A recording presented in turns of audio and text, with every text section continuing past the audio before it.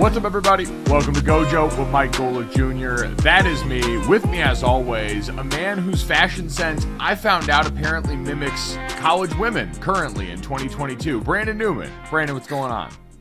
Why do you say that?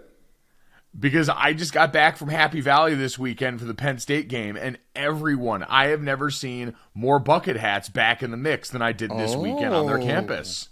Really interesting. Nice. Okay. I usually find myself trendy just from like following my own heart and mind. You know what I'm saying? I'm always on the other side of the influencer, a little bit before my time, some would say.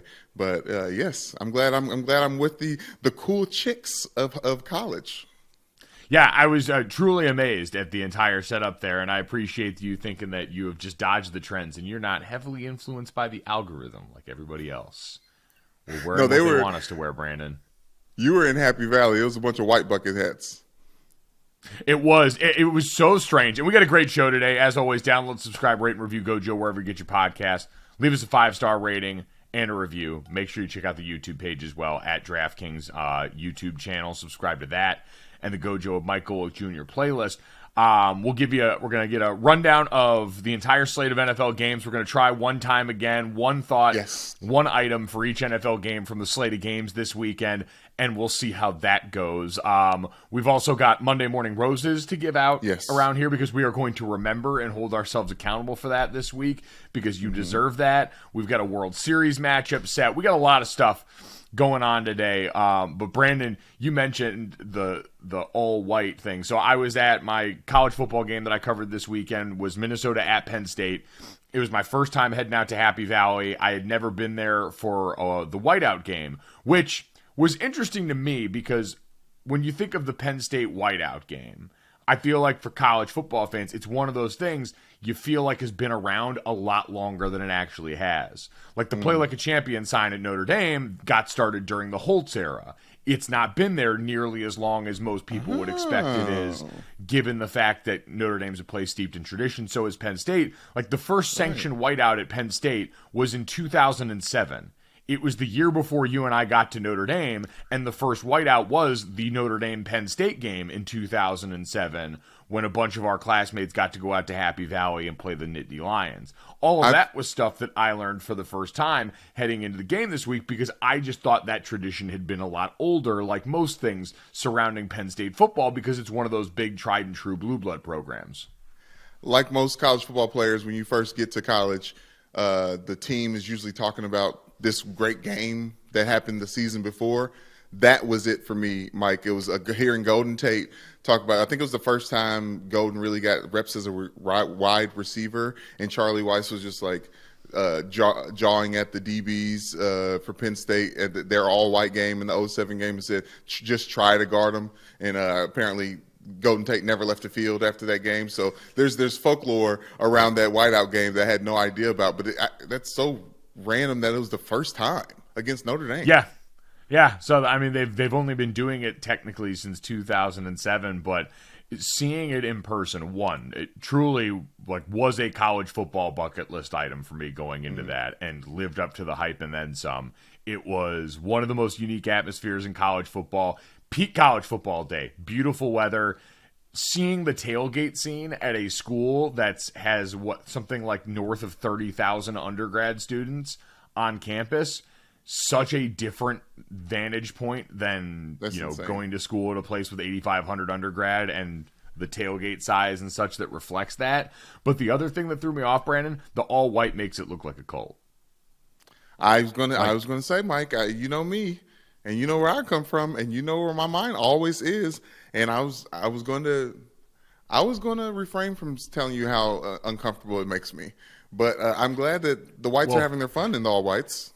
And we're thinking of a different cult, but because I saw it, and Mina Kimes had tweeted about her love of The Leftovers from HBO, which is a show that I adored, and it reminded me of The Guilty Remnant. I saw the students who come in hours early into the stadium set together in their pockets of white, and I was like, oh, okay, they remember. I mean, they remember. And it ties back to what you and Charlotte Wilder talked about, where this is a religious practice, especially when everyone's wearing all white in the purest form, and go out there and get their butt beat by Michigan. Oh, and I'm sorry. But go That out was- there and hey, beat up listen. on Minnesota. Yes, exactly. Do not send them back in the time machine here. They got enough things heading their way with the Ohio State matchup coming up this weekend. But no, it was awesome. The Penn State, the Berkey Creamery on campus there, best ice cream place I've been to at a college campus so far. Freakish. It's a palace. Really? Brandon, these Penn State people treat ice cream like it is their religion. I walked into that place and it is pristine. It is a house built to honor ice cream on that campus.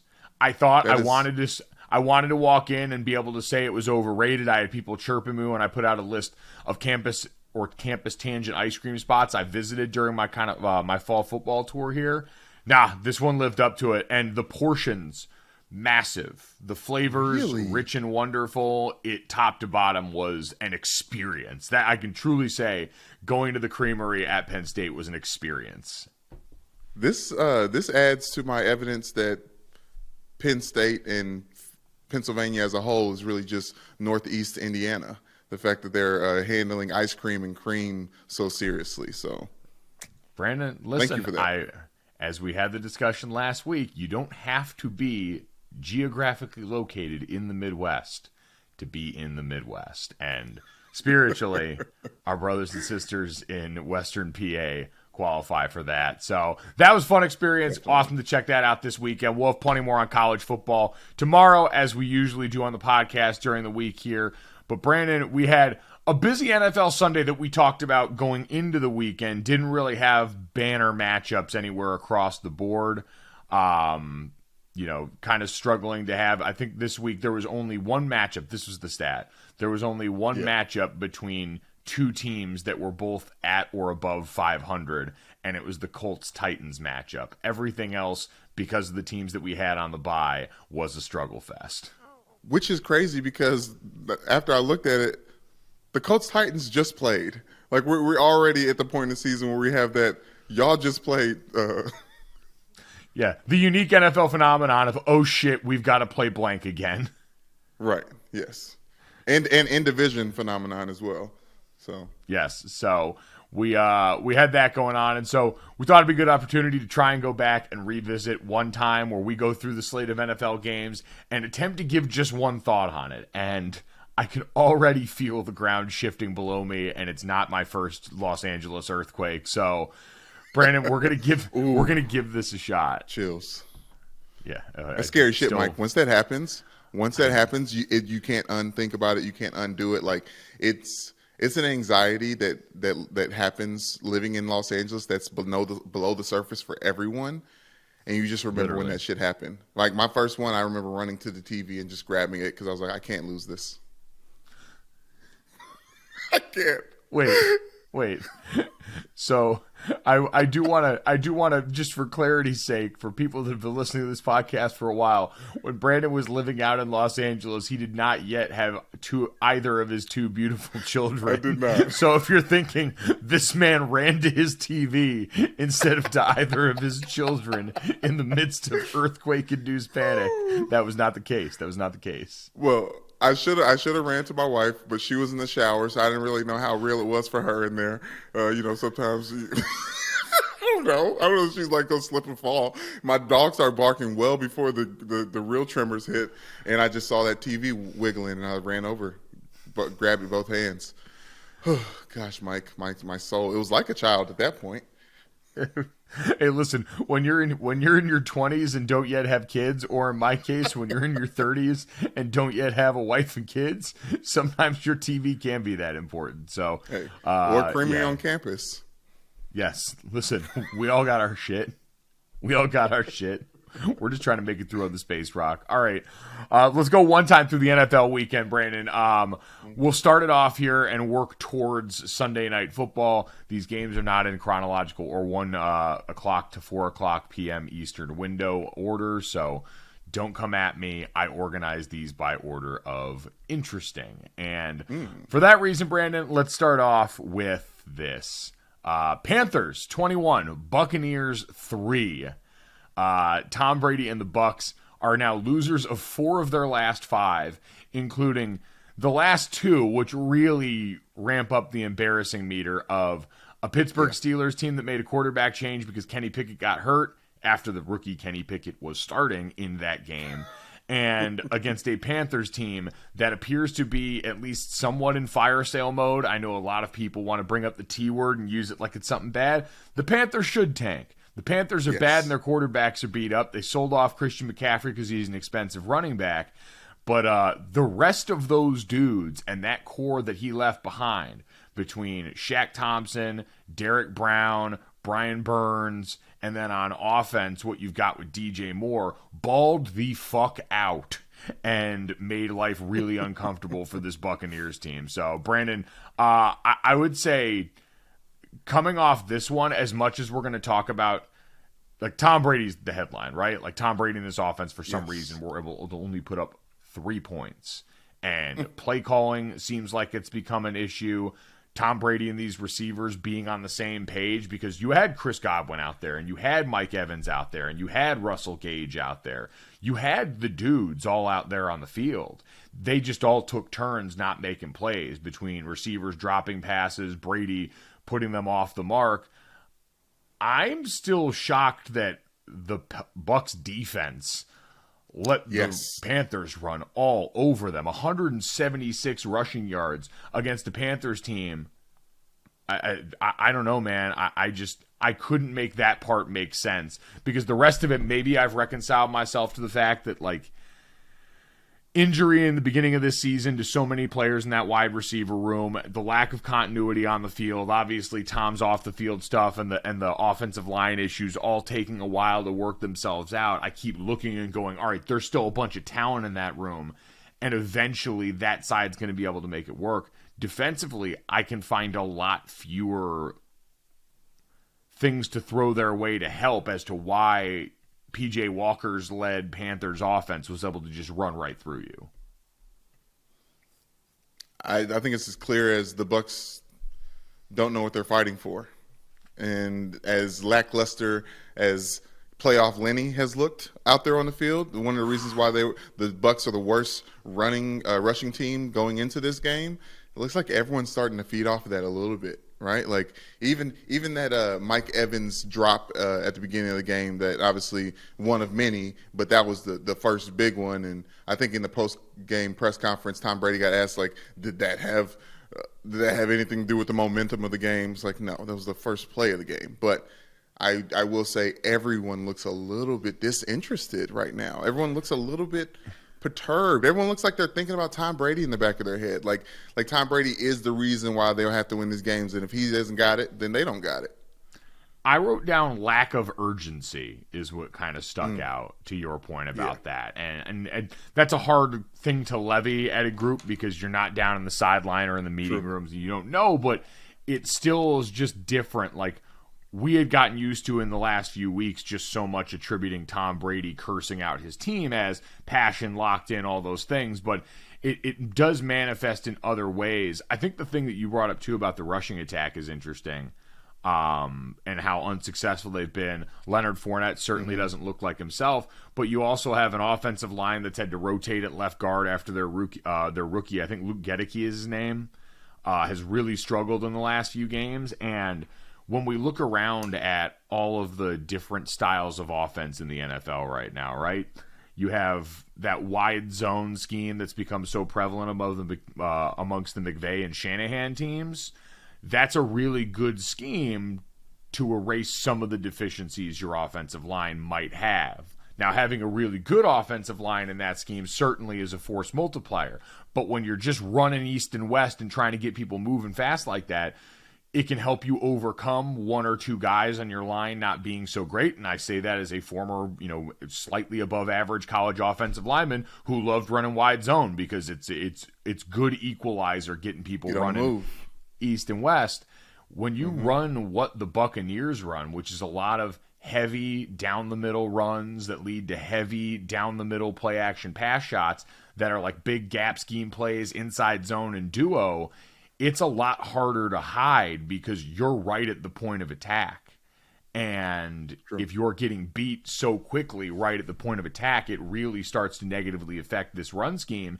And when you don't have as built into the system a lot of those plays that are going to alleviate that for the line, you can add more tight ends in and make this, where you flatten out the line and you put 2 or 3 guys on the edge like that to try and help. But beyond that, if you're operating the way that they do, I think that negative impact shows up a lot quicker. So that's definitely something to keep an eye on for them. But yeah, Brandon, this is, I think, a kind of a good segue into the second team on here because they're sort of connected. Commanders 23, Packers 21.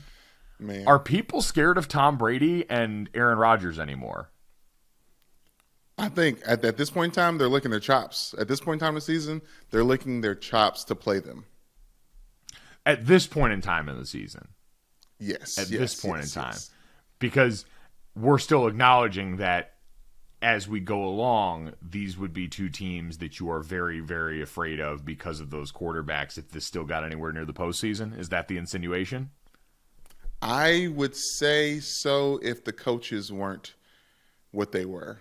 I feel like there's too much. I don't know what's going on between Todd Bowles and Tom Brady. I don't know if they even need to be on the same accord because obviously Brian Leftwich is still there, who's supposed to be the one who's really orchestrating the offense, which I imagine he is.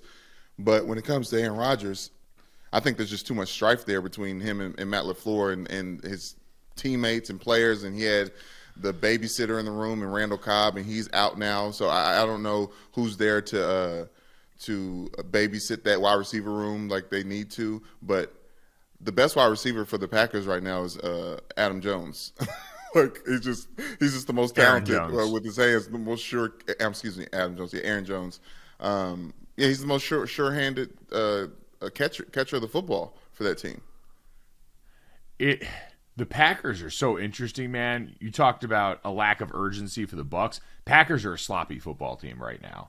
That's the one thing that showed up over and over again in this game. Like huge penalties that ended up being negative impacts, drive killers, illegal procedure plays, unsportsmanlike conduct plays, like ones that showed up in a game where the Packers did not convert a third down during this game. Now, late in the game when you had a touchdown drive for the Packers, they had 2 first downs aided by penalties, but did not themselves pick up any offensive third downs. And so much of that just seemed to go back to they were starting in bad downs and distances, and between being kind of sloppy and then just not having any dudes on this team. Like that's why we keep going back to the Bucs conversation. Like maybe they get it turned around because Mike Evans and Chris Godwin still live there, and there's guys you can look at and say, yes, confirmed talent that we know is good. Keep looking around this Packers team, man, waiting for it to pop up, and it's just not. There's nothing that pushes the ball downfield for them that they can, like no one they can count on to get open down the field. And Aaron Rodgers just is not in the category where he's throwing dudes open anymore right now. Like, I don't know what's going on with Aaron Rodgers, but we used to just have the Aaron Rodgers that if you had a sliver open by you was going to stick the ball right in that spot and it was going to be good for the Packers going down the field. Now it looks a lot more haphazard. Now it just looks like a guy taking chances downfield on some of these plays, trying to make something happen, because within the body of the offense, whatever simplification did or didn't go on, and they still used plenty of motion and they still move guys around plenty in a way that seems to not be what Aaron Rodgers wants anymore. It didn't get many people easily open, and the quarterback is no longer able to erase that. So if you don't have anyone special on the outside right now at receiver, and injuries part of that, David Bakhtiari was out again this game, so you had the O-line shuffled around, no Randall Cobb like you mentioned. I don't know what this team is supposed to do, because on the other side, their defense got bullied again. Like, their defense got pushed around up front, and that's still something that I have to just get over, because I thought that defensive roster was a lot better going into the season than it's actually been. I think Aaron Rodgers is kind of having whiplash about that too, because he's always operated with – this has always been the narrative for him is where's the talent around him, except for a couple of guys when it comes to offensive weapons. But one thing he could always lean on is that defense being a little stout. The fact that the Washington Commanders, Mike, without Carson Wentz, scored 20 unanswered points. You're talking about that one wide receiver and the one weapon. I think obviously we know the Commanders have that, and they made sure he got paid last year, and he came out and balled out. Brandon, that's the total difference. Is the Commanders made plays in the passing game that were there. Like they made the big splash passing plays in this game. It was Terry McLaurin coming back, finding ways, especially down the stretch, to make the plays that helped ice that game. Taylor Heinicke, we know he's good for some YOLO balls. He's slippery in the pocket. He was a grease pig when they were in that run that challenged the Buccaneers in the playoffs that season, and he was a grease pig yesterday going out there against this Packers outfit. But it still does not excuse that from a defense. Jair Alexander was back. He was there, and you saw him make some plays. This is a defense that had a pick six. Like 7 of the 21 points that got scored for the Packers were by the defense, so I don't want to totally negate their effort because they were able to do that. But they got the ball run on them up front when it mattered most down the stretch of that game, and you had a wide receiver and a quarterback that were able to come together and make plays on one side versus the other side, the Packers constantly falling short. And it's not a one-off. That's been a theme for this season, and so I can't just act like it was one bad day. You ready for Spin Zone, Mike? Yes. The Packers desperately miss Nathaniel Hackett. Ooh. You like that one? I do like that one. Now, it's Devontae Adams' erasure, which is the real problem at the heart of all this. Like, that may be the real one, but that's not the sexy one, Mike. That is not the sexy one. You're right. Brandon Newman making Nathaniel Hackett sexy again. Nathaniel Hackett, future Alabama analyst at some point in the next few years here. Wow, that's slander. Okay, continue. Listen, take it. It might be a little. Maybe that one was a little ugly of me, but yeah, I mean, when it comes down to it for both of these two teams, like right now, there is nothing to be afraid of with these teams, and I know we're all afraid of sticking a fork in either of these guys between Brady or Rodgers because they've made so many people look silly. The Max Kellerman clip that will haunt him for the rest of his career, right? I understand all those things, but right now these are bad football teams, and they have a bad foundation at this point because both sides. And I know in today's NFL this isn't as important, although this season you could argue resurgence for teams getting under center, a few more teams defined by moving the football on the ground than we've seen in recent years.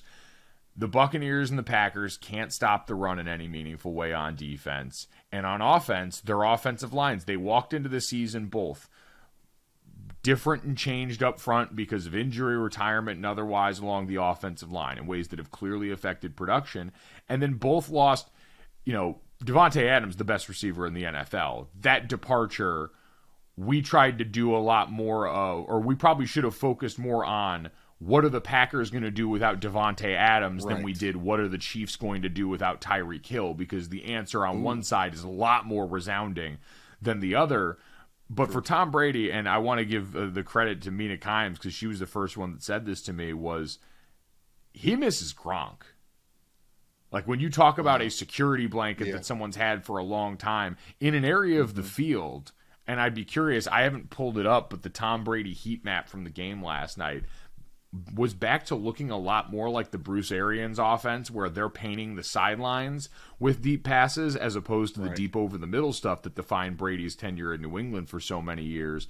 That largely involved a tight end that he could trust. And Kyle Rudolph, our buddy, got in the mix again last night. You've still got Cam Brate. You've still got Otten in there. You've got a tight end room that has some reps under task there, but it's just different. Even I know the regular season wasn't necessarily what they had brought Gronk back for when he did come back. It just still, I think that was a great point by her that both of these players walked into the season without something that had been a rock and a foundational element for them. That's a good point. And we don't do enough of that. And obviously Aaron Rodgers got Randall Cobb, but that's like a 2010, 2012 security blanket a little bit. But one thing that's really interesting is that you talk about not being afraid of these teams anymore. I think you're still afraid of the names, right? When it comes to, and not even just the quarterbacks. I think the teams as well. The names of the teams still should give you some pause. But at the end of the day, when it comes to just getting out there and playing the football, because I do think those two offenses are probably one of the least creative that we've seen on Sunday. And maybe that's not fair to say, but I haven't seen a bunch of like, oh, I haven't seen anything like that before from those offenses. It makes those wins that much better because there is some fear going into those games for those opposing teams. Well, but it's reputation based, right? It's not what you see when you turn on the film at this point for these teams. Yeah. And I think that's we can talk about this year's NFC because when you look at the division in the North where the Packers are, the Vikings are going to win that division. It seems pretty clear at this point that they're building towards being the team for that division. But then beyond that, the Bears and the Lions aren't very good, so you're going to have an opportunity as a wild card team in an NFC that's chock full of lesser teams this year. And there's a very real chance that they can show up. The Bucs were still walking into this weekend, and I believe still are first in the NFC South, which is a terrifying indictment of that division. So they're going to have opportunities. And again, I don't think it keeps going this bad for the Buccaneers, at least right now. Because, they are. They're tied for first with the Falcons in the NFC South, which is dark and full of terrors. The Falcons who came back to earth this week. Well, you know what? We'll get to that one in a few because I think that might be less about the Falcons coming back down to earth and more about another team kind of finding their way back to where they've been used to. So let's move on to the next game here, Brandon. I think the answer for are people still scared of Brady and Rodgers is yes, if they've been around long enough to know what those guys are. If you're someone who's new around here, you've probably grown up watching them, and right now, during the regular season, don't have to worry much about this. But as we get further and further down here, I think that specter of what they've done is going to loom large. But right now, these are two quarterbacks that are inconsistent at best with teams that are inconsistent at best in the Packers and the Bucs, and they're not really teams that you have to fear on the field at this point because I can't point to either one of them and go, this is what you do well, especially offensively. No, that's completely fair. Let me segue to the next game, Mike, because when we were talking about the biggest narrative pushes for this week, you mentioned that Dak Prescott losing to this Lions team would be terrible, and I was like, I don't know. I think Tom Brady losing to the worst team in football may be a little bit more serious, but I feel like you may have been right because now that the game is done, if the Cowboys had lost that game against the Lions, it would have looked a little bit different because it seems like after this Brady loss to the Panthers, people are kind of not losing their minds as much as I thought they might. I think a lot of it has to do with the fact that they already won their championship there, and I think even subconsciously that's a difference in how we address that team just because they accomplished what they set out to do with Tom Brady a couple years ago. And we understand that both of these quarterbacks may have now slightly overstayed their welcomes as far as the battle versus father time that LeBron James is talking about and publicizing in his commercials right now. But that seems to also be a very real battle for Aaron Rodgers and Tom Brady. So I think that's why.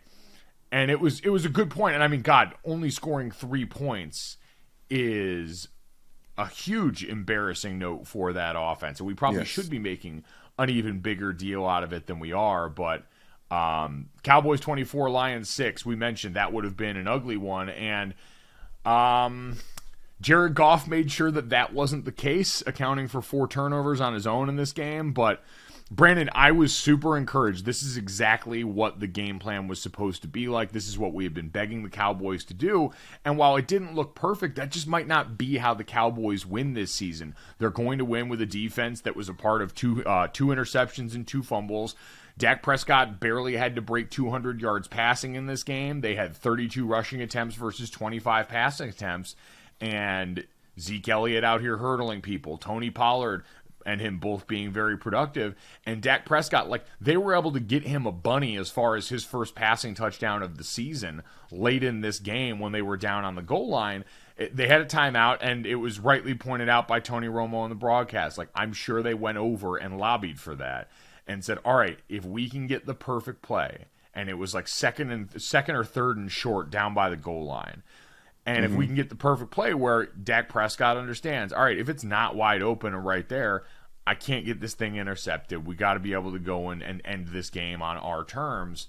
Dak's mature enough to do that, and then they went out there and got him that. So it was a good moment. Shows up in the stat sheet. People can all recognize that, but this is how the Cowboys are winning games right now, is their defense going out there and smacking the shit out of people, and then they didn't force too much on the hands of Dak. I get it was the Lions. This was the perfect soft landing spot defensively for him to come back and get this done. But they still have to do that, and that kind of restraint is not something that we always associate with the Cowboys, so I want to give them credit when it pops up.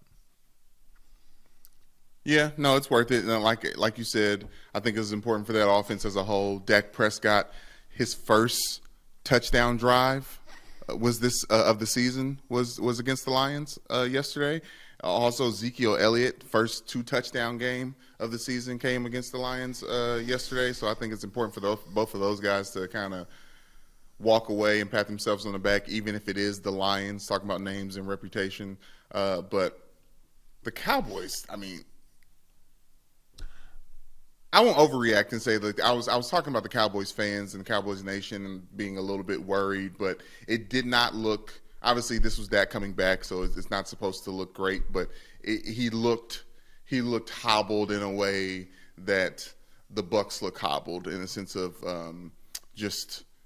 maybe not the Bucs. It looks like Dak Prescott coming back from an injury again. I guess we're so used to seeing this. You know what I mean? It just that game looked too much like it could have slipped away at any point in time by a decision by Dak. But it didn't.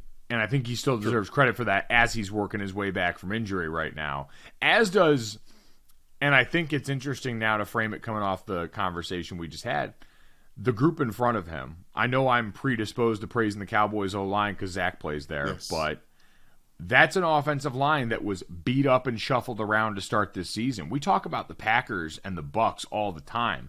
This Cowboys offensive line was in dire straits to start the year with what happened. I mean, they went out and signed 41-year-old Jason Peters to the practice squad. That's how desperate they were to make sure that they got this thing addressed once you had Tyron Smith go down this season. You had a rookie that moved from left guard to left tackle right in the first game of the year.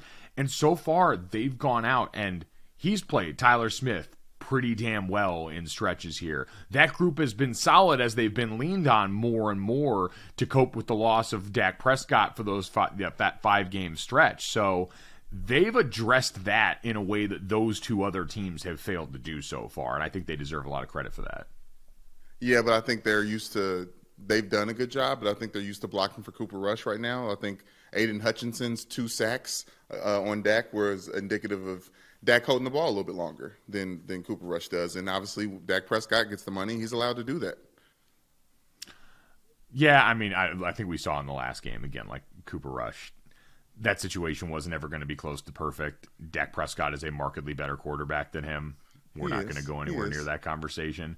But deep balls, you have to hold the ball for that. Well, yeah, and listen, there are going to be parts of this offense that should be different and that should account for Dak Prescott's difference in talents between him and Cooper Rush. But like you said, it was the perfect game to wean him back onto this coming off of injury. They weren't going to be tested game script-wise to see what it looked like if they had to flip it into, all right, let's drop back and fuck this up mode. But it was all they could have asked for. This is healthy for the Cowboys, and healthy and the Dallas Cowboys are not always 2 things that we can say overall, like diagnoses for that organization. And right now it seems like a healthy group that now got their quarterback back and got to reintroduce him in a way that was really safe, easy, and effective for everyone on that team. All right, we finally get to talk about a team that actually is really good on offense. Chiefs 44, Niners 23. Everyone's so focused on the fact that, Christian McCaffrey got a playbook that told him how to run outside zone and counter on his way over and on his flight over from Charlotte to San Francisco. Surprise, surprise, he was able to go out and execute that. I, for one, am stunned that one of the better running backs in the league knew how to run outside zone and counter, or some variant of toss and outside zone in there. I don't want to diminish what he did because it's a wild week. The fact that he is getting traded, finding out this news, flying over, suited up, and played in this game is legitimately insane. That being said, running back is also a position that is very conducive to that, especially when the running back that we're talking about is one of the most versatile, one of the best in the NFL. Yeah, and to be fair, Mike, those first 2 chunk plays were up the middle. I don't know what counter play was called, but you're right. It was it was interesting to see. It was fun to see, but it also felt kind of wrong. I love all the memes that are coming off of it of Christian McCaffrey realizing that he traded in Baker Mayfield for Jimmy G, and again another Spider-Man meme of who's worse, the same. But I do think you can say that, Mike. I still think it's pretty. It's pretty impressive to see him switch teams and still do what he did. By the way, I would absolutely not make the Baker Mayfield and Jimmy Garoppolo comparison. Like, I understand, I've even said Baker Mayfield exists in that plane of quarterback that you're not going to win a game because, but Jimmy gets the credit for being a lot more consistent, reliable. Baker Mayfield's been the roller coaster. Jimmy's been a steady heartbeat of fine. It's good. It's good to hear you say that. It's good to hear you say something good about Jimmy Garoppolo. Well, yeah, I mean, listen, there's going to be plenty of other people that take shots at him after the game that we saw this past weekend against the Chiefs, because Jimmy G against pressure was not a good time. Jimmy G giving the ball up to Kansas City, and that, but again, to me, spending time with that is a waste of time because that's going to come with the territory. It's why this franchise tried to replace that quarterback during the draft, is because they understand there are limitations to what this guy can do when the situation is not perfect. And so often that 49ers offense is going to have you in a very perfect situation with the weapons like Christian McCaffrey that are out there. But Brandon, this one to me was just about the Chiefs, who are, I believe, yet again, number one in EPA per play, number one in a ton of offensive categories. They were a buzzsaw going up against the number one scoring defense in the NFL. We mentioned, too, this 49ers team was one that was getting healthy. Now, Trent Williams at left tackle did not look himself, gave up a sack late in that game. I think that was the safety on Jimmy Garoppolo to Frank Clark in a way that would not happen if that man is fully healthy. And then Nick Bosa back on the other side defensively. But this was about, number one, Andy Reid and company having it all dialed up for them, right? All the Mecole Hardman jet sweeps underneath that get a defense off balance, the screen passes in there. Like, it was everything you should run against a 49ers D-line that wants to get upfield and cause hell. They made them think about it. That one first, I think it was the second touchdown to Mecole Hardman was the perfect summary for that, because they didn't even block Nick Bosa. They came up, they made him the read player on the end of that line, and then Patrick Mahomes flipped that thing to Mecole Hardman while all the offensive linemen went running to block on the second level. And you saw Nick Bosa kind of do that stutter step where he realized, oh, I'm in the middle of traffic, and there's no way for me to be right in this spot. And that frustration as a defensive player, as one of the guys that's a Ferrari out there. He's built to go fast, look great, hit hard.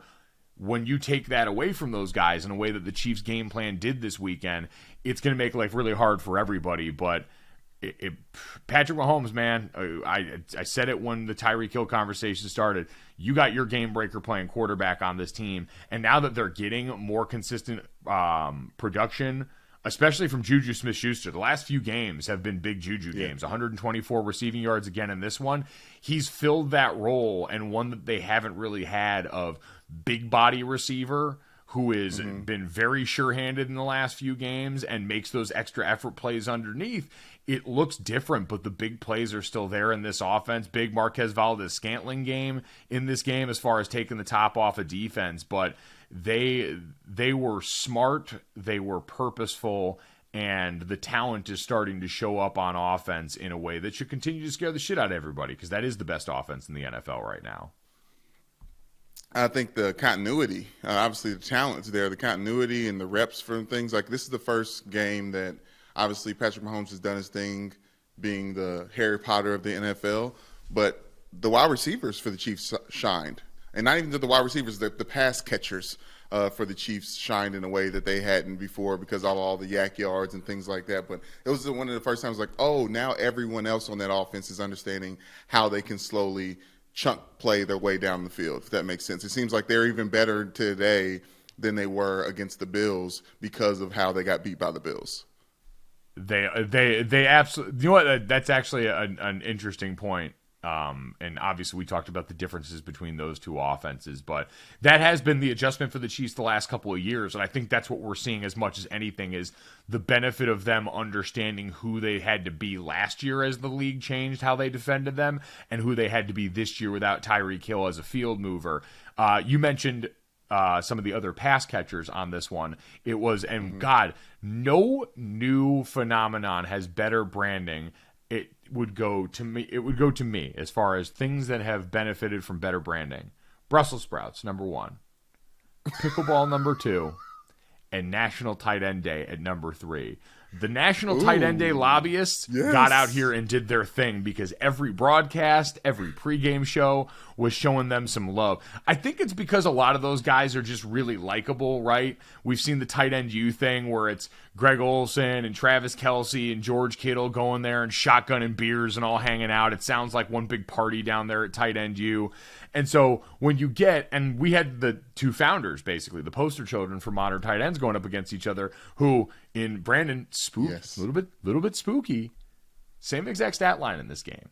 Travis Kelce and George Kittle, both 6 catches for 98 yards for a 16.3 yard average in this game.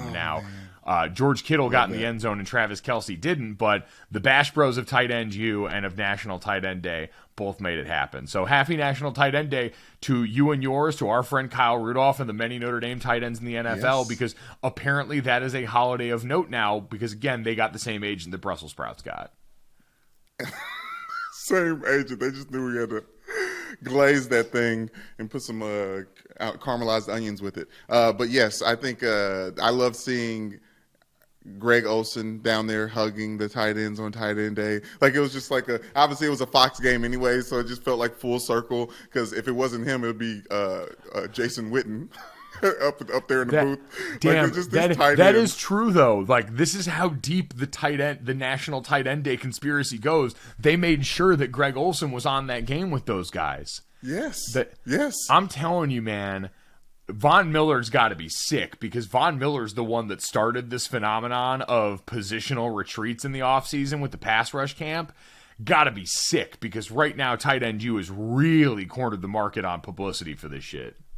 Okay, so not real, football players that have played football on teams at any level already understand the type of person that is a tight end, and that they're like very special in the way that both Travis Kelce and George Kittle are special.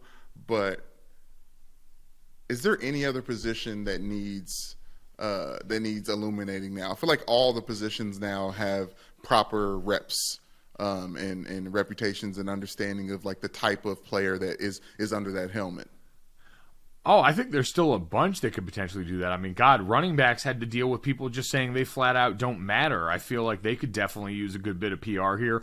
Off-ball linebackers don't get a ton of love. I don't think that's a position I feel like group.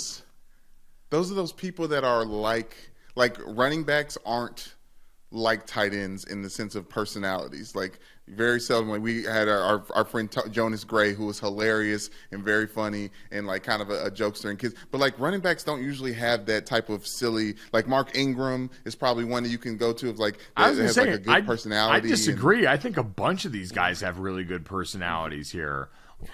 Running backs are more stoic than that. Running backs are too much like offensive linemen, honestly, when it comes to that. Oh, see, I think running backs tend to skew more like they're just selfless wide receivers. Like what is that? That's boring. Like, no, that's like personalities. You're saying the wide receiver room doesn't have personality? What wide receivers have you been around? No, I'm saying they have plenty of personality, but a selfless wide receiver is less personality. The same way as like you talk about off-ball linebackers, I feel like those are selfless DBs. Like, those guys are just about winning in team ball. Oh my God! All right, we're moving on right here, because your positional personality chart here. If we were doing like the Enneagram test for position groups, I think your analysis would be a little bit off on a couple of these ones. Funny running backs exist, and your erasure of them it's ugly, quite honestly. It reeks of the defensive bias that comes from your side of the ball. I thought that was beneath you. Apparently, I was wrong, which is why I will now punish you with Ravens 23, Browns 20 in this game. Brandon, what the fuck happens to the Ravens in the fourth quarter? I'm legitimately trying to figure it out because their attempt to lose games every week, and they managed to hold on and win this one, but I even remember talking to you yesterday. It didn't feel like that. No, it felt bad. It felt really bad to beat the Browns by 3 points. The Ravens won 23-20 against Jacoby Brissett and Jonathan Peoples-Jones, or whatever his name is, Peoples-Jones. Donovan Peoples-Jones. Donovan Peoples-Jones. And the old Cowboys wide receiver, Amari Cooper. I don't know what is going on with the Ravens.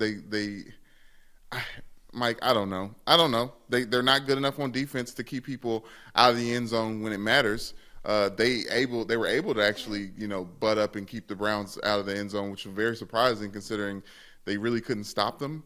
And they blew another double-digit lead, Mike. This is the Ravens' 6th double-digit lead, maybe their 7th double-digit lead that they have lost. And I just really don't know what to do with that. It seems like they're actively in the middle of the pack when it comes to the NFL. You had them in your top 5 at one point. Maybe they're sniffing at some point, but they're definitely should be in no one's top 10 or in no one's bottom 10 of the NFL. I will say this as far as the defense, because I think you're right. A lot of the chaos and confusion has been on that side of the ball. Shout outs one time, Calais Campbell showing up back in the picture in a big-time way. Him and Justin Houston, as far as older ballers getting after the pass rushers. Justin Houston, who's dealt with some injuries so far this season, showed up in the picture big-time down the stretch of this game and went a long way in affecting the outcome on this. I think Calais Campbell had one of the strip sacks that ended up being the thing that put this game on ice. So for those guys, and we talk about this with Von Miller in the Bills room as far as being brought over to be not only an effective player, and Von a much more effective player than Justin Houston at this point, but also to be an effect on that room and some of the young pass rushers that you've got in there. Odafe Owe on the Ravens D-line, having Justin Houston in there, who I always love when people say, like, professional route runner or professional pass rusher, but that really is Justin Houston's bag, is someone who is as complete a pass rusher as there is, and that showing up on the field as opposed to just in the meeting room was a welcome sight yesterday. Someone else, regardless of how many fingers they have, Jason Pierre-Paul, professional pass rusher, professional F up the play. I mean, you can look at everywhere he's been. He's been around the ball, and his hands have been around whoever has the ball. So shout out to him. And it's nice that the Ravens finally got the D-line right after an anemic D-line for the last a few years. But now it seems like everywhere else is kind of straying. I feel like we have the players that you need on the DB side, on the back end. But I just don't know where they're falling wrong, man. Travis Jones, the Connecticut D tackle, he gave up a big play on the goal line, in my opinion, to let Nick Chubb get in there. You're not seeing ballers ball. Like, even Kyle Hamilton had his first sack of the season, and it seemed like the rest of the defense kind of left him hanging. It's like they didn't even like acknowledge the fact that, like, big up the young guy for getting to the quarterback finally. I don't know. It seems like they have the right plays. They're not executing. It's weird on offense. I feel like this team has made a shift back into what it was before. Like, the first 3 weeks, we talked about how much they were under center. This is the best passing offense in the NFL. They were doing some things that allowed Lamar to push it down the field. And you've got Rashad Bateman and Devin Duvernay both back in that wide receiver room. Bateman had been banged up for a little bit. But Lamar Jackson in this game, only 16 passing attempts the entire game. We're seeing a lot more of him involved in the run game than we did the first few weeks of that season. And so that sort of shift back into what they had been versus where they were trending is going to invite more people to ask questions about Greg Roman, their offensive coordinator. We know that's going to keep coming up because we feel like that's an offensive coordinator in a system that have kind of put limits on the development of Lamar Jackson past a certain point. You and I got to talk to him before the season. He is more than confident in his ability to go out there in an offense that asks more of you passing-wise than they apparently seem to be running it there. So at some point, the rubber's going to have to meet the road on that. They get a win. It's a division win. It's important. We shouldn't erase that, but it is. It's still been that one quarter has been so difficult for the Ravens that it seems like it's becoming as much mental as anything now, where the minute something goes wrong, it's, oh, here we go again. And that doesn't bode well for the rest of the season. Brandon, Giants 23, Jags 17. Our good friend Emerson Lazio once again gets to cry tears as the Jags ended up leading for the majority of this game and giving it up late to a Giants team that, I mean, Saquon Barkley continues to look incredible. Daniel Jones is 6th in QBR in the NFL this season, I think in large part because such a capable runner. We saw that on display yet again in this game. But man alive, will someone allow Trevor Lawrence to throw the ball downfield? This Jags offense just seems so content to cook him like a brisket low and slow and to not let our large blonde son be great. I hear you, Mike, but you got to get a 4th and inches conversion if you want to pass the ball. Like all of the quarterback greats have learned to convert on 4th and inches, and Trevor Lawrence is huge. He's a huge body, and he should not be stopped on 4th and inches. I don't even care if it is the Giants, Mike. I think that's egregious.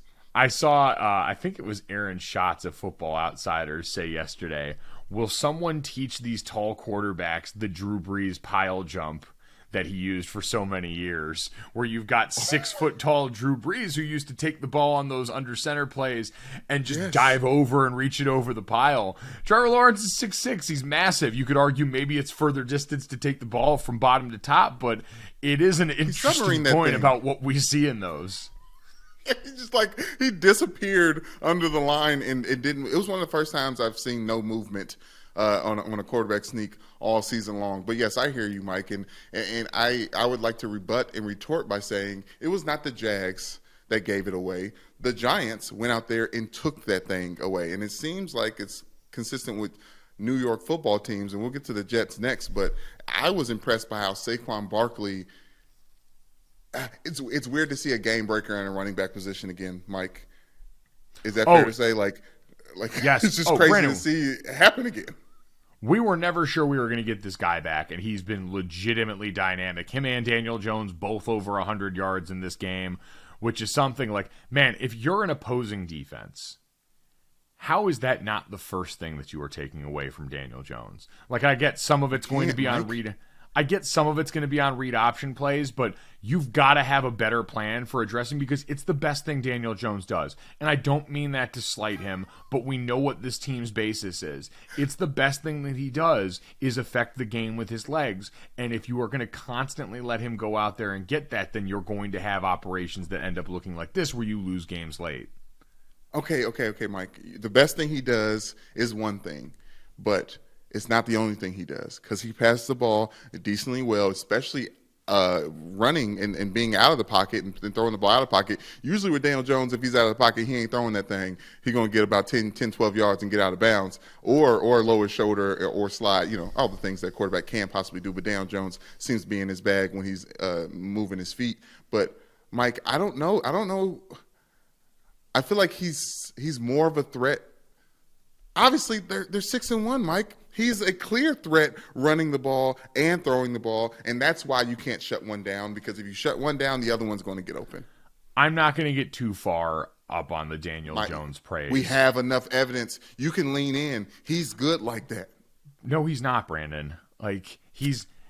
Brandon, he's still a quarterback, and I put this poll up on Twitter a while back because I legitimately wondered for Giants fans this far into the season what they thought the future should be for Daniel Jones at quarterback. Would you re-sign him to a big deal? Would you franchise tag him? Would you let him walk? And the consensus from everyone was Daniel Jones, bring him back, but only at the right price. Meaning you're not getting anywhere close to a market setter with him. You're probably going to end up having him play on the franchise tag or something similar to that, or having him sign the Bortles deal that Jacksonville had Blake Bortles sign after he pulled off 1.5 months of good football in the middle of that season. Yes.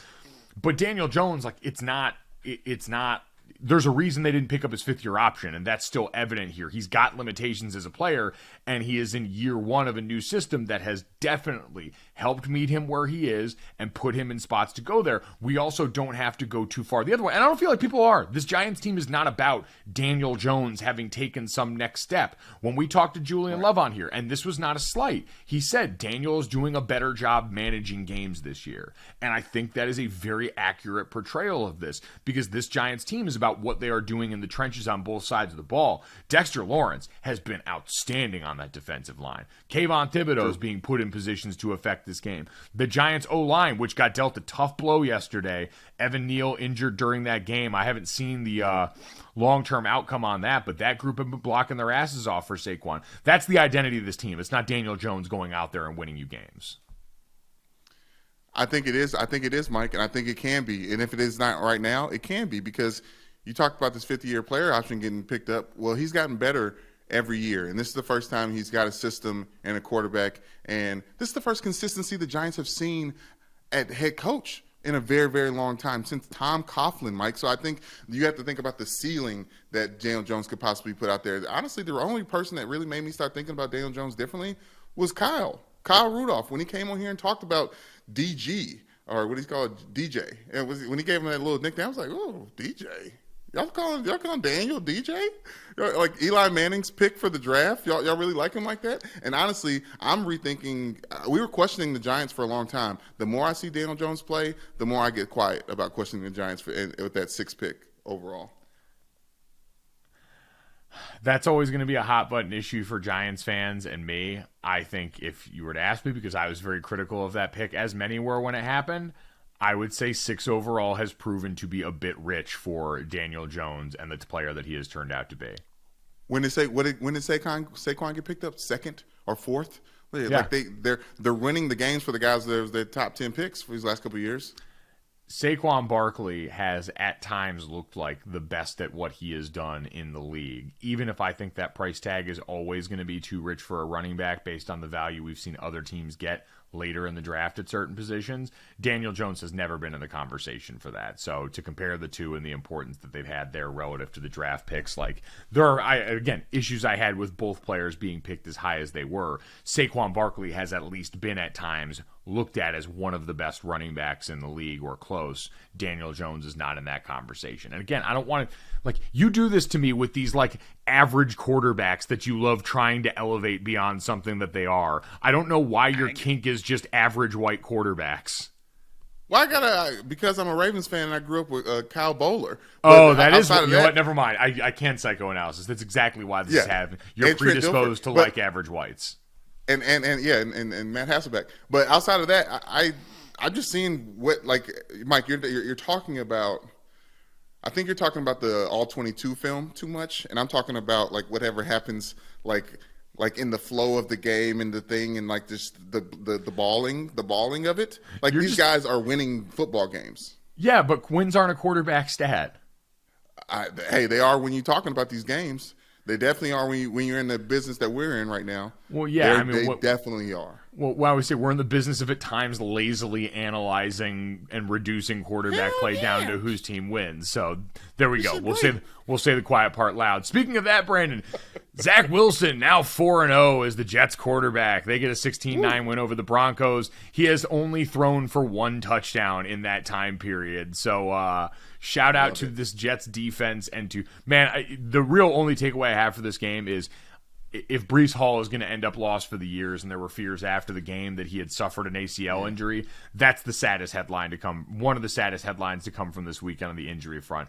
I had gotten to cover that dude at Iowa State. I knew he was a great athlete, but you just didn't get to see as much of that explosiveness week in and week out because that Iowa State system wasn't really built to produce explosive plays. It was kind of working with lesser talent, and I give Matt Campbell all the credit in the world, made it happen. But to see some of the shit that he's put on tape, him and Sauce Gardner on either side of the ball have been as good of rookies offensively and defensively as you'll see in football. So I hope we haven't seen the last of him, but obviously it seems like that's the fear for the Jets right now. Yeah, I love that the Jets draft class is showing up first year like this. Obviously, Breece Hall was like a real deal. Like he had that huge 61-yard touchdown run before he got out this game. I don't know. It is sad to see, but it's good to see the Jets have a consistent running back again. I'm not talking LaDainian Tomlinson after the Chargers. I'm talking Curtis Martin. Like I really do think that Breece Hall can be this for this Jets team. It is interesting too because I remember they drafted him the year after they took Michael Carter pretty high out of North Carolina, and a lot of people were a little bit stunned by that. And spending, draft capital on running backs high enough in the draft in consecutive years. Again, we can talk about that as a strategy, but it has netted you a player in an offense that's really helped support Zach Wilson as he gets back into form. So certainly hope that's not the last time that we saw him, but he's been sensational. Speaking of Zach Wilson, I had to say this before we get off of this game. Obviously, they beat the Broncos 16-9, but Zach Wilson, after Breece Hall went out, said this in the huddle, and I love these little quotes from Zach Wilson. I'm going to tell you as long as they get publicized. He said, "Take advantage of this opportunity. Step up. Time to grow a pair. This is my opportunity. It's where more money and playing time and things like that come for people. It comes from these opportunities." So I love that Zach Wilson is telling his team on offense to grow a pair. That young MILF hunter of his. Like, I don't know what's going on between his ears, but I love that everyone else on the Jets team is feeling it. I like that he's workshopping what he thinks, like, heteronormative male leadership looks like in the huddle. Like, this is what I'm supposed to say. That is exactly. He's like this. What would they like in the locker room? Balls. Hey, guys, get in there and grow a pair. Get in there and grab some grow some balls. Let's do balls. The Jets beat the Brett Ripien-led Broncos, who went out and offensively looked about like we had seen for the hurt Russell Wilson Broncos offense. So everyone just needs a little bit more. I guess. Seahawks 37, Chargers 23. Speaking of just running backs, Kenneth Walker III, my man, has entered the Offensive Rookie of the Year chat. That is a bad man, and Michigan State's very own, a guy that balled so hard that he helped Mel Tucker get like $95 million in a contract this offseason, is at it again. And I don't know, man, this Seattle offense is exactly what Pete Carroll has always wanted it to be, and we never thought that would be good enough, but 23 for 168 yards and 2 touchdowns later for Kenneth Walker. Pete Carroll and his obsession with winning football games the same way he was winning them since the early 2000s seems to be paying off.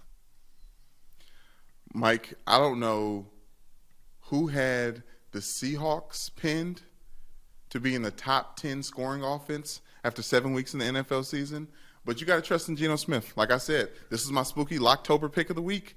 I think they had the Seahawks plus 5.5 by the time the game started. I think it moved to plus 4.5. Mike, you gotta believe in Geno, the OG Geno. He's got the Seahawks number 1 in the NFC West right now. I think the Seahawks had scored 17 points on the Chargers by the first quarter, a quarter where Geno had one of his first interceptions of the season, and they couldn't make any points off of that because the Seahawks defense is so good. And Tyreek Woodland, the cornerback for them, the rookie, is balling out of control for the Seahawks. I don't know. Seattle is turning into one of the best stories in football. Yeah, again, it's proving a lot of people wrong. We know that's been the refrain for Geno, who had to sit for so long and now feels like he's getting to show people again who he is, just throwing the shit out of that thing right now. It's hard to look and say a bad thing about the Seahawks coming off this game, so we won't. And instead, we'll move on, Brandon, to Bengals 35, Falcons 17. There is a list, and shout out to Greg Harvey at Between the Numbs on Twitter. Players in recorded NFL history with 450-plus passing yards, 3-plus passing TDs, 80+% completion percentage, and a rushing touchdown in the same game. Joe Burrow from yesterday. That is it. And I understand we could do the thing where it's the Falcons. I think the Falcons deserve a little more of our respect than they've gotten traditionally, especially on offense this year, with how creative they've been. But this Bengals team looked more like, and again, the Falcons defense, maybe not as much newfound respect, but I don't know, Brandon, this just looked a lot more like the Bengals offense we have been used to seeing with Jamar Chase going out and making plays, those one-on-one effort plays that were, in my mind, the defining characteristic of that team that made the Super Bowl run. It wasn't a bunch of easy, wide-open throws that ended up being the hallmark of the Bengals offense. It was one-on-one, our better's better than your better, and when you've got T. Higgins and Jamar Chase in the wide receiver room, that'll happen a little bit more often like it did yesterday. And if you got Joe Burrow's legs up under you, let's not forget about that big first down he had near the end of that game where the game was kind of put away. It was a quarterback draw after he had been torching them with obviously 450-plus yards passing. I just think Joe Burrow is one of those gamers. He's that guy that is the reason why, like we said, the Bengals like showed up in the Super Bowl out of nowhere. But he kind of fell off, and we were like, oh, he's getting sacked a bunch, and we don't have to worry about him. I guess we do have to worry about the Bengals because right now, for me, looking at the whole NFL, there's no question that the Bengals are better than the Ravens, and I'm glad we got that win over them. But I'm afraid the next time we got to see them. Yeah, I think that's what it's going to become, right? Is we kind of did the thing where we left them for dead early in the season based on what we saw in that early sample size, and they're getting the time to, go to therapy and do the work on themselves, and it's starting to trend in that direction where, at the very least now, the AFC North is firmly like a toss-up between them and Baltimore, depending on who figured this out first. And they're trending in a better direction. Baltimore started hot and seems to be coming back down to earth. The the Bengals are at least on an upward trajectory here. Brandon, Raiders 38, Texans 20. Josh Jacobs, 441 rushing yards in his last 3 games. You talked about someone else. We mentioned this with Daniel Jones, who didn't get their 5th-year option picked up. It didn't seem like the Raiders had been all in on him. Mm-hmm. It becomes an interesting position because you could say, all right, you're going to get one last good season out of him, and then you're going to turn it over to, the Zaire Smith, I think, is the running back out of Georgia that they took, that they like in that spot.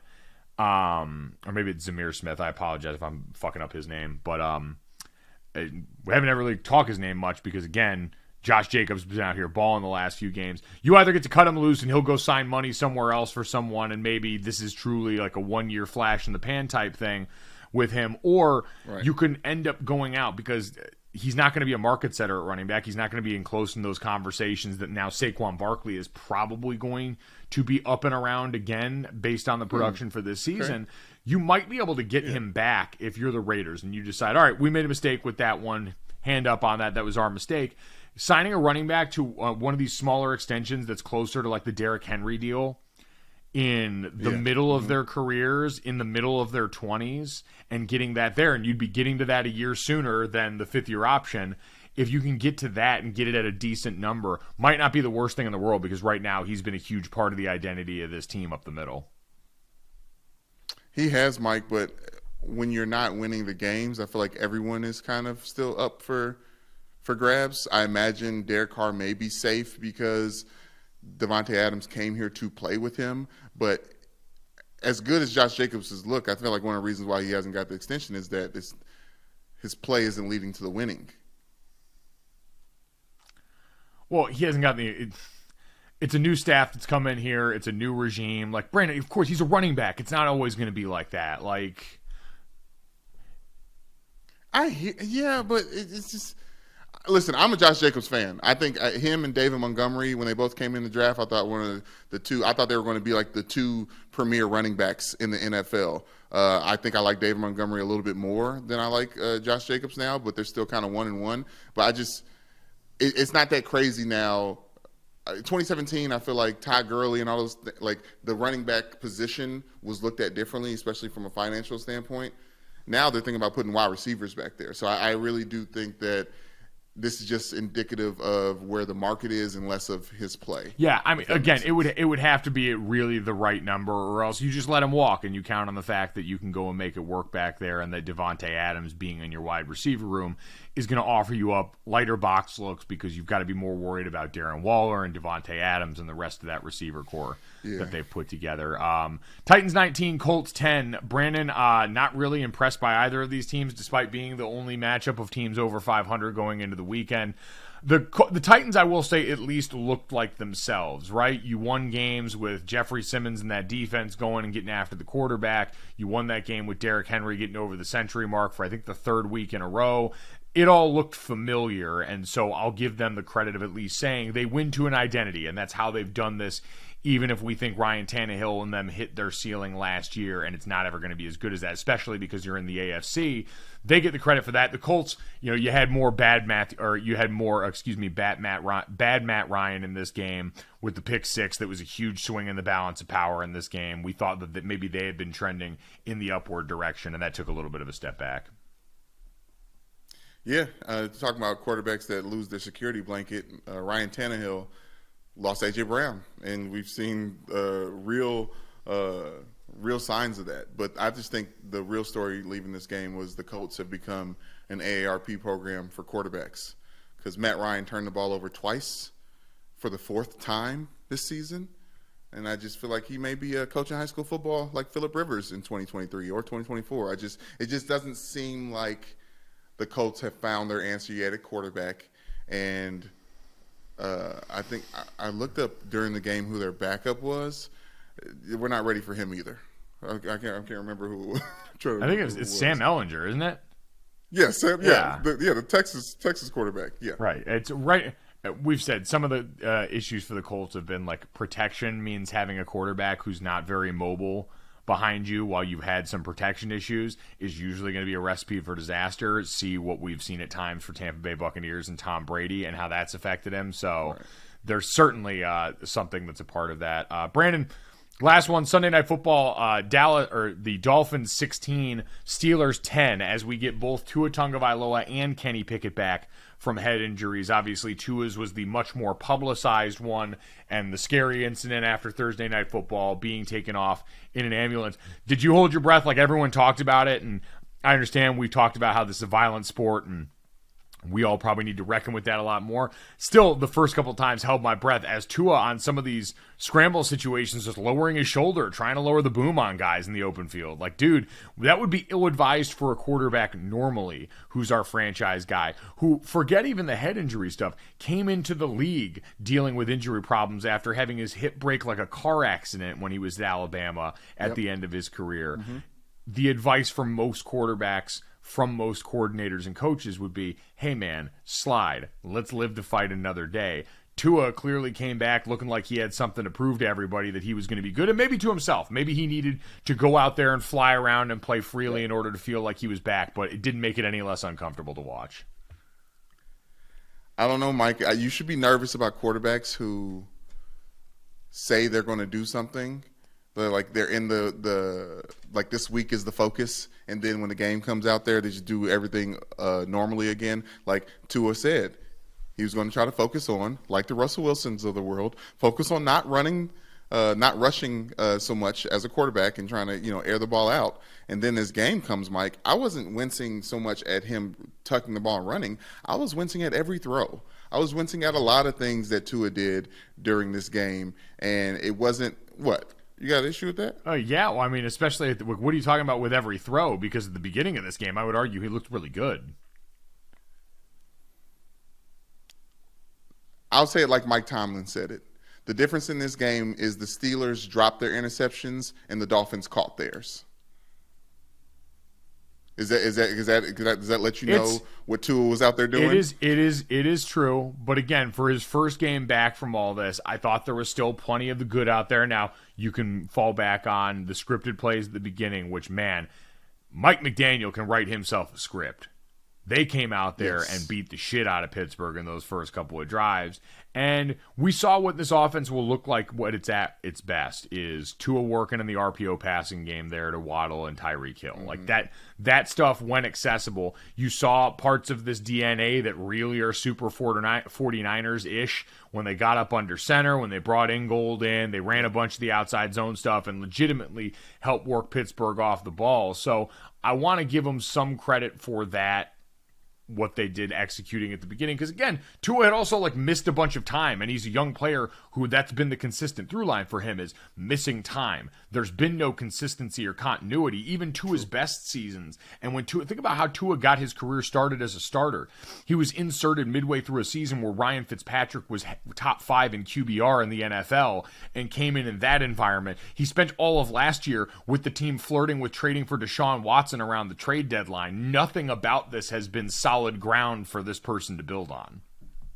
I mean, you could start from the beginning of his career in Alabama, where he had to come in a national championship game and save Jalen Hurts or whatever was going on with that. Like, I hear what you're saying, Mike, but the availability thing for Tua is the reason why I wasn't big on Tua when he was coming out of the draft, because he's somebody who, when he gets nicked up or gets beat up a little bit, which he has a tendency of doing, you see it the rest of the season. You don't just see it the rest of the game. You don't see it the rest of the quarter. It seems like that whatever those injuries that he sustains seems to affect everything that he does. But I just think in an offense that the Dolphins spent all their time trying to retool that offense in the postseason and or in the offseason, and I think they did a good enough job at that. Still, it's the defense that's the most fun position side of the ball to watch for this Miami Dolphins team. They got to go up against another rookie, Kenny Pickett.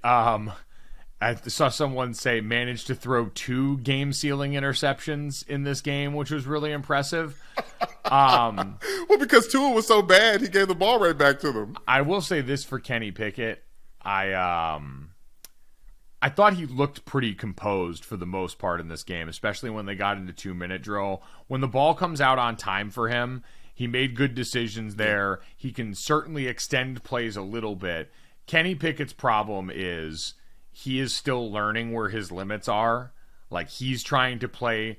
So for anyone that's not aware, and I think they mentioned it in the broadcast last night, but really the Pittsburgh Panthers, where Kenny Pickett played college football, and the Pittsburgh Steelers share a building. Like, their buildings are separated by a wall inside on the south side on Carson Street in Pittsburgh. And so when they go back out in the practice fields, you see them there all the time. Like, they're very used to each other. And for Kenny Pickett, they were very used to watching Kenny Pickett in college scramble around, make some YOLO throws down the field. Him and Jordan Addison had a great connection on a bunch of deep balls, and he got to cut it loose in a way that Pittsburgh's offense in college would desperately like to go back to outside of their head coach this season. Getting to the NFL now, he's trying to do too much of that stuff while having a skill set that just is not capable. He does not have a very strong arm. He is not overly fast. He's just mobile enough. And so I admire the confidence of where he tries to fit some balls in. I admire the fact that he, is trying to go out here and make plays and seemingly is doing them processing, understanding where he's going with that. If he's able to learn his limits, there might be a good quarterback in here, and that's always the difference, right? Can he go out here and, that saying to be old and wise, at first you've got to be young and dumb. If he can be young and dumb for a little bit here in the name of saying, all right, I'm confident in myself, I'm going to go out here and try and execute in the way that's worked for me, and to then learn, all right, here's the areas where I'm just not physically gifted enough to make these plays, maybe there's something there, because the rest of it and the way he operated that offense as a young guy, outside of the turnovers, which I know that's a big outside of, but as a rookie, I'd like to see someone taking risks and making mistakes, knowing that this is about long-term development. It just doesn't seem like there's like a veteran presence on that offense. And if your veteran presence is Chase Claypool, you may be in a little trouble when it comes to, how to manage things, the clock after you down the ball. But I think he needs to lean on Chase Claypool a little bit more. He needs to find his security blanket to kind of help cap his limitations the way, Lamar Jackson has with Mark Andrews. I do think that Kenny Pickett is the future for the Steelers. I don't know if they're going to get in a position where they're trying to find another quarterback, because I have seen enough that it's like you miss every shot you don't take. Like, Kenny Pickett isn't going to miss. No. Like, he's going to get the ball's going to get caught. Like, he's going to throw that thing and it's going to be a catchable ball. One thing about Kenny Pickett, and you're right, in his first game where he threw 13 passes, 10 of which were caught by the Steelers and 3 of which were caught by the other team. He is going to take those shots, rest assured. You don't got to worry about him missing shots he won't take. You got to worry about him missing the many shots that he will take. But Brandon, that is one time probably a few more than one thoughts in all those games, but we're not perfect and we don't claim to be. Before we give out some roses here on a Monday, Brandon, someone who might be perfect for you heading into the rest of your sports watching season, as we've had a couple of those sports equinoxes where you've got every sport at play in one day. Our friends over at Game Time, the fastest growing ticketing app that continues to give you the lowest price on tickets to all your favorite sporting events, concerts, and shows, are here to help. You want to be in the stands for, let's say, the World Series that we're getting ready to talk about getting going soon here. The NHL season getting going and watching a bad Lakers team right now. You can go on this Game Time app and very easily look where you're at geographically, find the menu items of games and events that are available in your area, and then even take a look not only at extremely low prices for these, but a view of the seat that you will eventually occupy. You can see your view from the seat inside the app. Checkout takes less than 30 seconds. It is a breeze. It is so easy to use, and it's going to help you out down the rest of this sports season and this fall. So download the Game Time app, create an account, and then redeem with promo code GOJO for $20 off your first purchase. Again, GOJO for $20 off your first purchase. Terms apply. Download Game Time, last-minute tickets, lowest prices guaranteed. Brandon, last week we forgot to give out roses at the beginning of this in the middle of this Monday podcast. We're going to do it again this week because we are smart, we are capable, and we believe that consistency is important. So Brandon and I are going to honor the Bachelor and Bachelorette tradition of giving out roses to people who we enjoyed from over the weekend. Performances on the field, off the field, in sports or otherwise. And Brandon, I will go first. I mentioned being at Penn State this weekend. I want to give a rose out to the nameless photographer who tackled a streaker on the field during this game. Videos ended up leaking onto the internet, but in the third quarter of this game, a fan from the Penn State student section ran down onto the field, attempted to do the Cristiano Ronaldo celebration where you do the jump up and the kind of whole thing. Juju Smith-Schuster did it in the Chiefs game as well.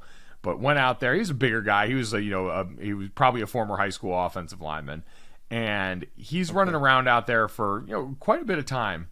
And none of the security people were going that way. So some vigilante photographer who had the bib on the sideline that you see with people that are down there working the game ran out there and managed to lasso him and get him to the ground, and like any good defender allowed his teammates in the cavalry to come and make a play. The security came out after and tackled Buddy and took him off. Guy's shirt got ripped off in the process. The crowd was loving it, but shout out to that photographer for getting it done. I said it on the broadcast and I'll say it again now.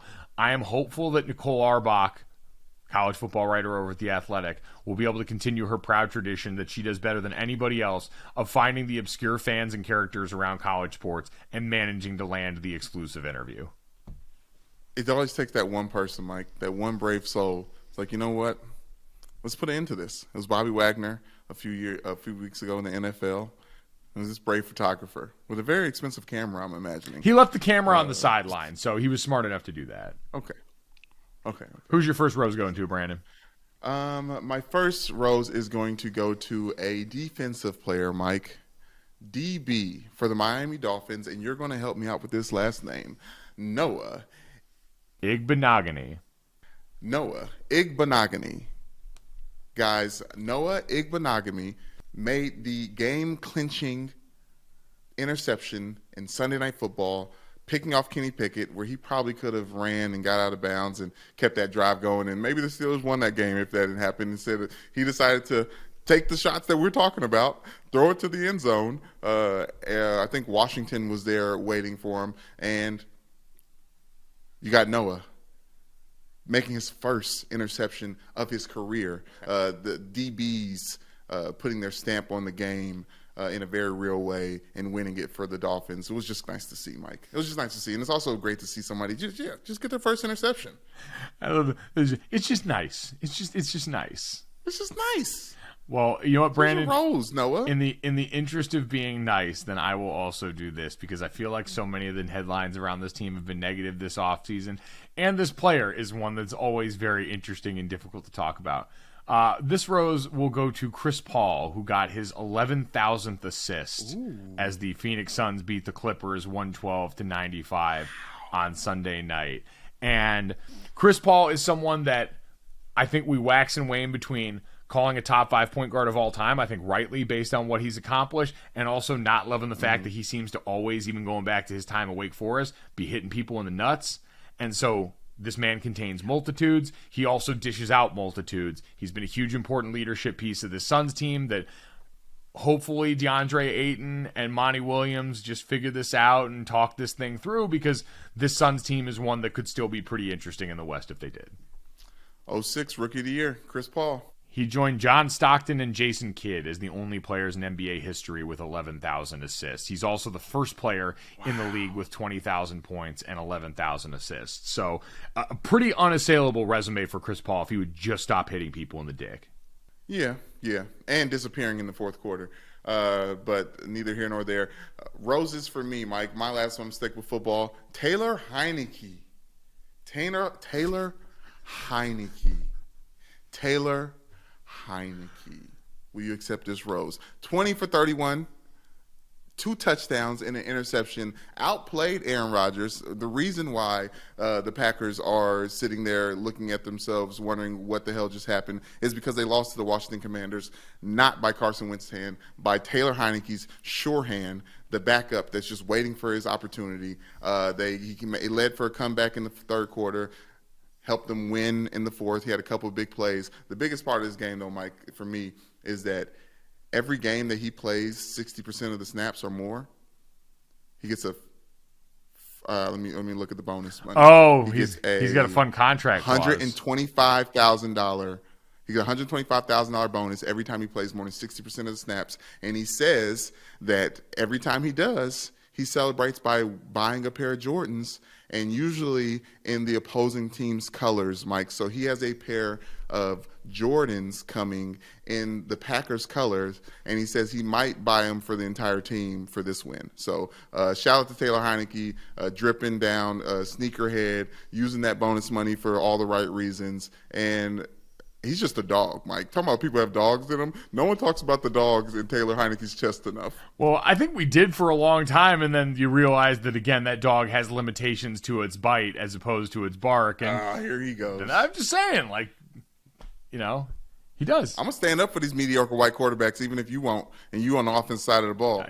Taylor Heinicke's football game is best described as a grease pig playing quarterback because he seems to wriggle out of every bad situation he finds himself in somehow, some way. So those are roses at GoJo Show on Twitter if you would like to give out any, if we missed anything from over the weekend. But Brandon, speaking of over the weekend, a little bit of celebration for you before we get to this, that, and the third.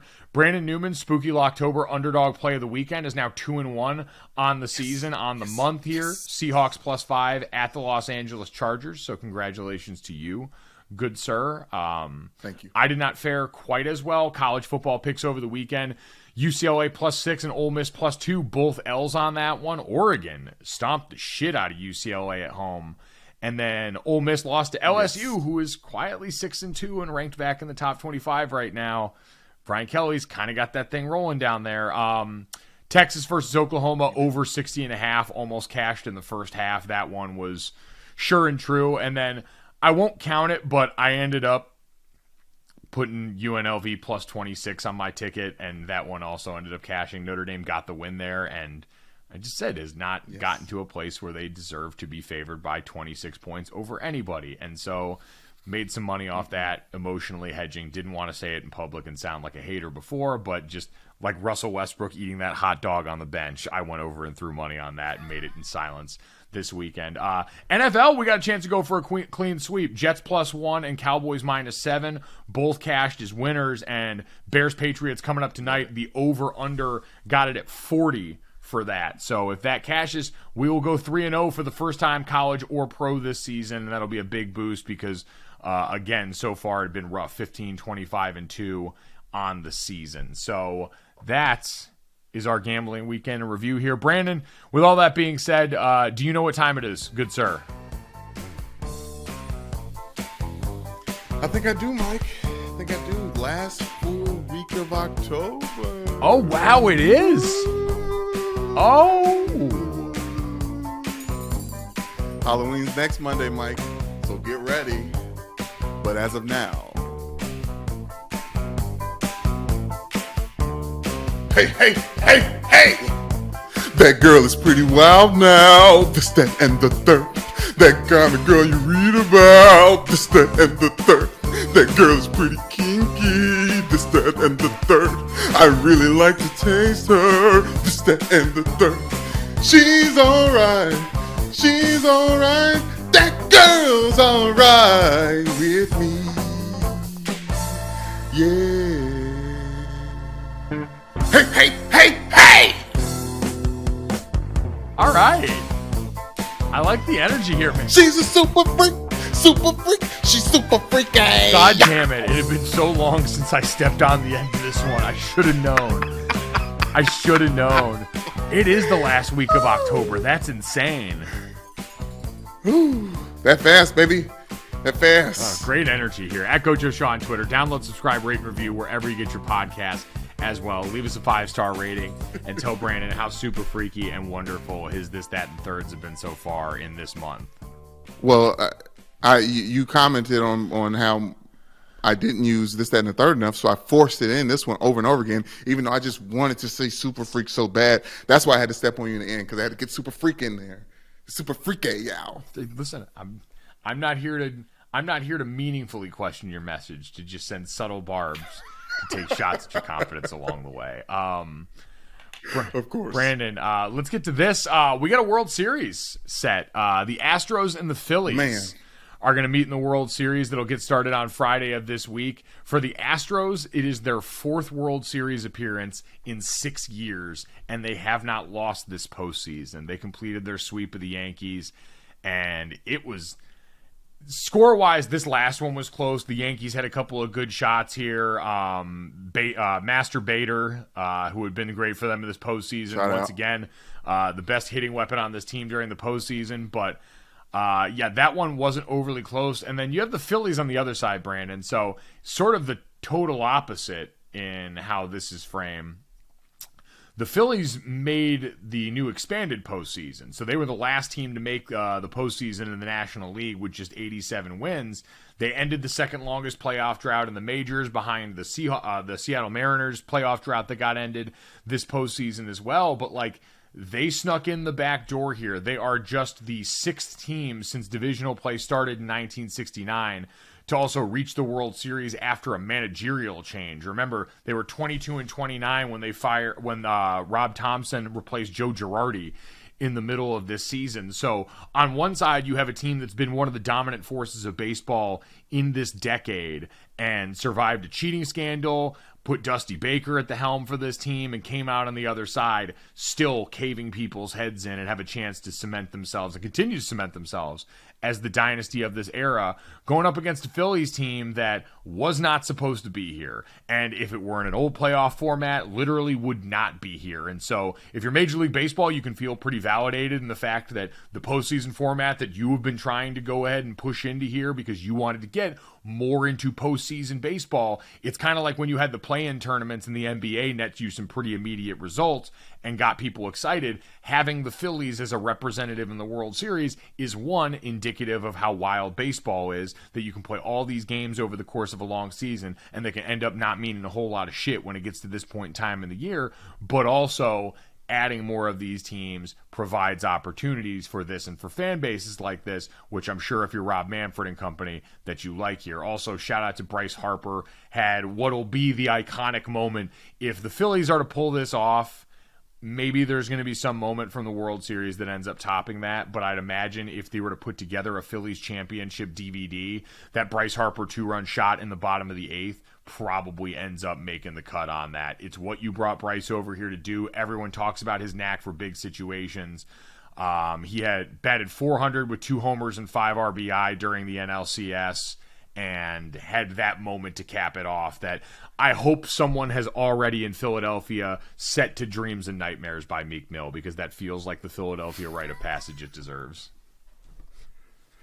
Yeah, Mike, I feel like that's where everyone's at right now in Philly. Like, as much as I'm excited for Phillies fans and everyone in Philadelphia, I just feel like now there's going to be undue pressure on the rest of those Philly sports teams. The Eagles, that are already one of the best teams in the NFL. The Sixers, who are dealing with James Harden having a full season with Joel Embiid. But I'm trying to remember the name of Mount Joy's lead singer that we had on this podcast, Matt.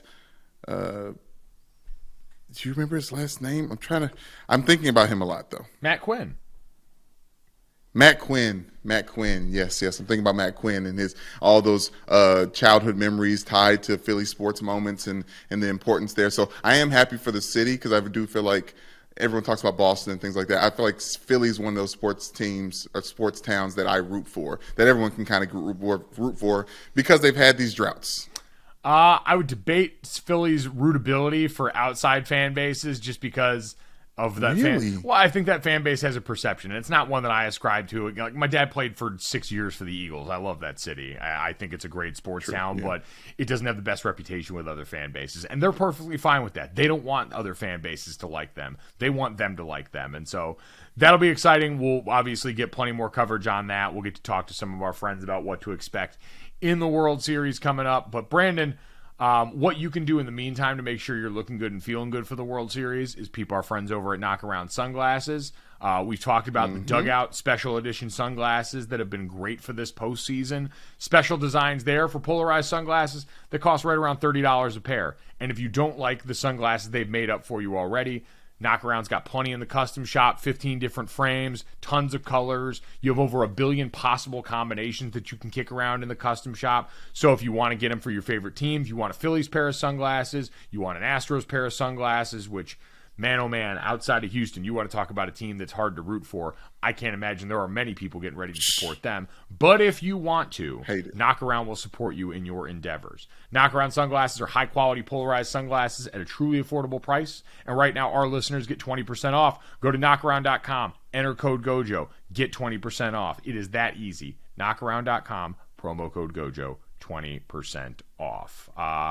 Brandon, let's get to that, and that is our checkup on the Lakers being bad. I know we probably won't spend much time on regular season NBA as we've already got guys out and unfortunately injured and all that stuff. But the Lakers lost 106-104 to the Trailblazers and benched Russell Westbrook for the final 3 possessions of that game. The Lakers were 6 of 33 from three-point land on the day. This seems like it's going to get really uncomfortable really soon.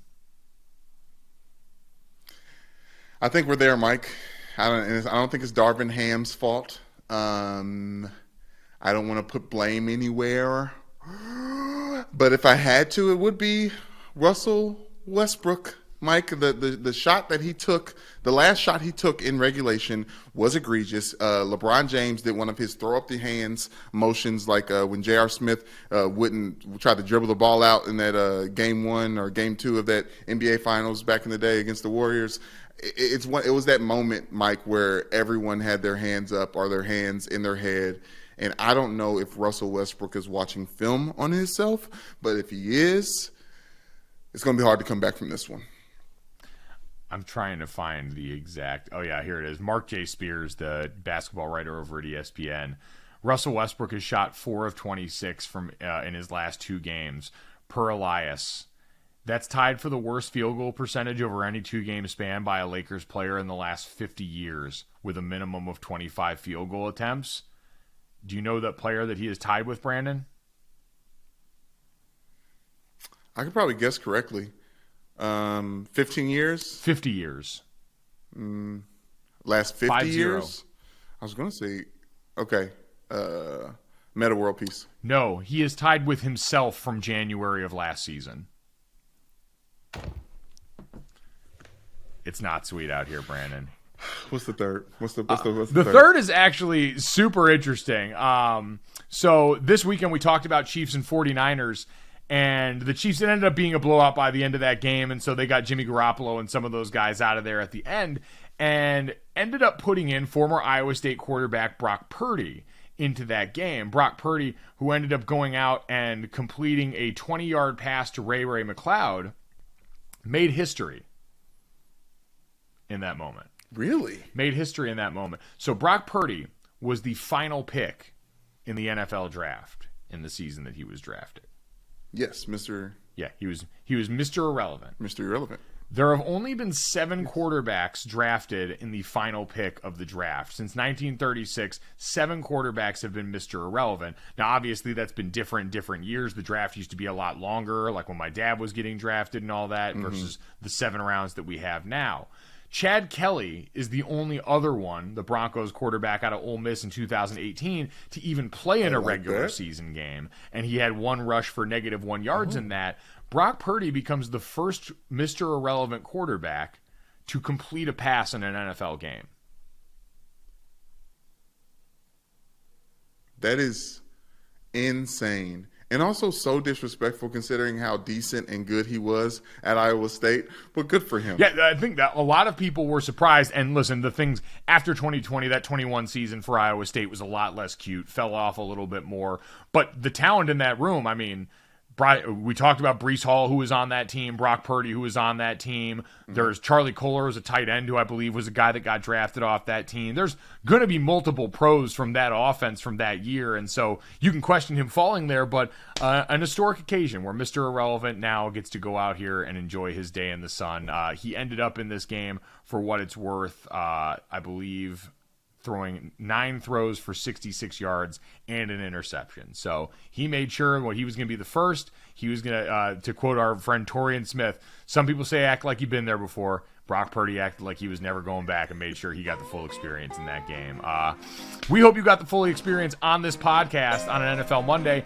If you enjoyed it, make sure you download, subscribe, rate, and review GoJo wherever you get your podcast. Leave us a 5-star rating and a review. Check us out on the DraftKings YouTube channel under the GoJo and Michael Jr. playlist. Thanks so much. Enjoy Monday Night Football. Pray for the over. We'll talk to you tomorrow.